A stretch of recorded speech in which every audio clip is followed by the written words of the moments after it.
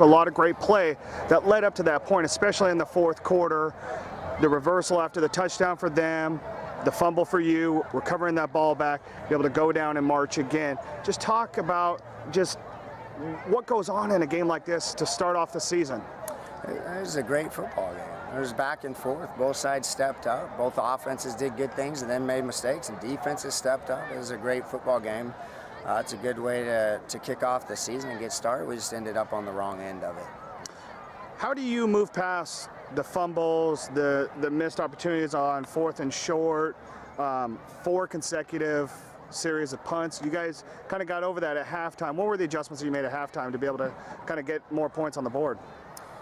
Well, we got to help ourselves out in protection by throwing more quick game, and you know, they were taking the quick game. They're doing a good job of taking it away and bringing a lot of pressure in this game, and their defense applied a lot of pressure. I felt like we moved the ball well. Ultimately, I think our offense stalled out by drop footballs tonight. That was probably the most dropped footballs I've seen in this offense in a long time. So you don't drop the footballs, you don't punt, and you keep the clock and you keep your defense off the field.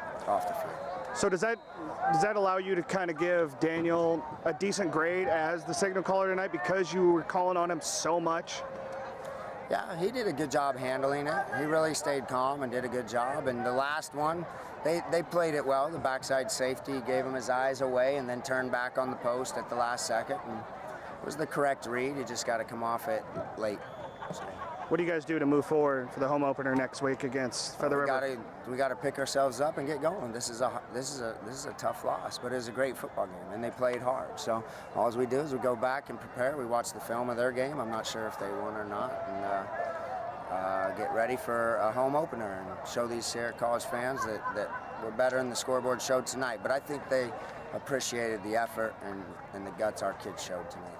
Was that about as evenly played of a game as you've seen in an opener between the two teams? Yeah, there was a lot of back and forth, and it just seemed like when they missed a field goal, then we missed the field goal. You know, we don't even go to overtime if we put it through the uprights. But I mean, that's football. You know, it's a lot of pressure on that kid at that point in time.